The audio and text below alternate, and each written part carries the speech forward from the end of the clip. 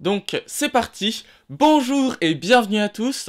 Aujourd'hui, rebelote, je vous présente un autre film, donc qui s'appelle Alita Battle Angel. Je ne sais pas si vous en avez déjà entendu parler, mais je vais faire la présentation de ce film, et puis je vous donnerai donc, comme d'habitude, son résumé, ensuite mon avis personnel, quelques petites anecdotes, pour finir enfin sur ma scène préférée. Voilà, bon programme, on commence tout de suite, c'est parti. Présentation, donc, Alita Battle Angel, c'est un film de science-fiction qui est sorti le 13 février 2019. Il dure 2 heures et 2 minutes et a été réalisé par Robert Rodriguez. Il a un budget d'environ 107 millions de dollars pour un box-office d'un peu moins de 405 millions de dollars. Juste petite précision aussi au niveau du scénario, c'est James Cameron qui est l'auteur du scénario. James Cameron, on le rappelle, c'est l'auteur de Titanic, de Avatar et des futurs Avatars, Avatar 2, 3 et 4, et normalement 5 aussi. Donc qui sortiront on ne sait pas quand. On l'attend depuis des années, mais on ne sait pas quand.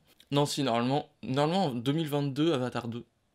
En 2023, Avatar 3. En 2024, Avatar 4. Et en 2025, Avatar 5. Mais est-ce que ce sera ça? À mon avis, non, quand même. Enfin, ouais, je sais pas. J'en sais rien. Allez, on verra. C'est pas le sujet de cette vidéo, de toute façon. Donc voilà pour la présentation générale. Maintenant, on va passer au synopsis. Donc, alors pour le résumé, en fait, on suit l'histoire de Alita, qui est une jeune cyborg, en fait, qui est abandonnée et recrachée par Zalem, qui est une cité flottante. Flottant au-dessus de Iron City, ça s'appelle. Donc voilà, Iron City, c'est un peu les pauvres, et Zalem, c'est un peu les riches.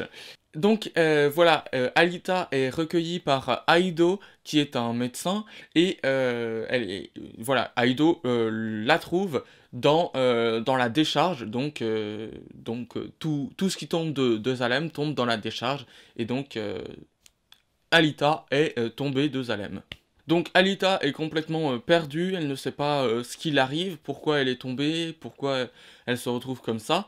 Donc Aido va un petit peu l'aider, et elle va découvrir, parce qu'elle va être poursuivie par un petit peu ceux qui sont au pouvoir dans la ville, et bien elle va être poursuivie par ces gens-là, et elle va se découvrir des dons innés pour le combat. Donc ensuite, passons à mon avis personnel. En fait, moi j'ai bien aimé ce film, donc déjà parce que il a une atmosphère particulière, ça ressemble quasiment à un jeu vidéo, parce que il y a tellement d'effets visuels, tellement de choses qui sont rajoutées artificiellement, que ça ressemble quasiment à un jeu vidéo. Mais sinon, les effets visuels, j'ai trouvé qu'ils étaient quand même relativement bien faits. Il y a aussi des effets visuels donc sur Alita, notamment ses yeux sont grossis pour lui donner plus un côté peut-être un petit peu plus cyborg, et un côté plus ange, un côté irréel, donc ange, et c'est pour ça que ça s'appelle Battle Angel, parce que Angel, c'est Alita, quoi. Mais néanmoins, j'ai trouvé qu'avec ce film, on restait peut-être un petit peu sur sa fin, parce que on voit bien que Alita combat un peu combat les méchants dans Iron City, mais on aimerait bien que elle aille à Zalem et qu'elle détruise le pouvoir en place, parce que pour l'instant, voilà, il n'y a pas encore. Mais je pense qu'il y aura une suite, et que dans le 2, il y aura. Je pense qu'il y aura, qu'on verra un petit peu plus de combats à Zalem, et même savoir comment est Zalem, parce que on n'a jamais vu Zalem. Et puis voilà, on a envie qu'elle détruise Nova, qui contrôle tout, et qui contrôle même les personnages, puisqu'il peut rentrer dans leur tête et parler directement avec Alita à travers les personnes en fait qui sont à son service. Donc voilà, j'espère qu'il y aura un 2, et que le 2 montrera vraiment ce que c'est que Zalem, et voilà. Mais sinon, voilà, c'est une bonne, un bon film, je trouve, que j'ai bien aimé. Les scènes de combat aussi sont très bien faites. Mais après, peut-être que certains n'aimeront pas ce côté un petit peu jeu vidéo, un petit peu trop d'effets visuels. Donc ça, je peux le comprendre. Mais moi, ouais, non, ça me dérange pas plus que ça. Donc, maintenant, je vous ai trouvé quelques petites anecdotes que je vais vous raconter tout de suite. Donc, la première anecdote, c'est que Alita, en fait, est une adaptation d'un manga qui s'appelle Gunm. Gunm, oui, je crois que ça dit comme ça. Voilà. Donc, Alita est une adaptation du manga Gunm. Gunm. Gunm. Ensuite, bah, le deuxième anecdote, bon, je l'ai un petit peu dit, mais en fait, c'est que il y a énormément, c'est un gros budget, parce que c'est un budget d'un peu moins de 200 millions de dollars, et donc c'est comme un film de super-héros, en fait, c'est le même budget que pour les films de super-héros tels que Marvel, ou etc.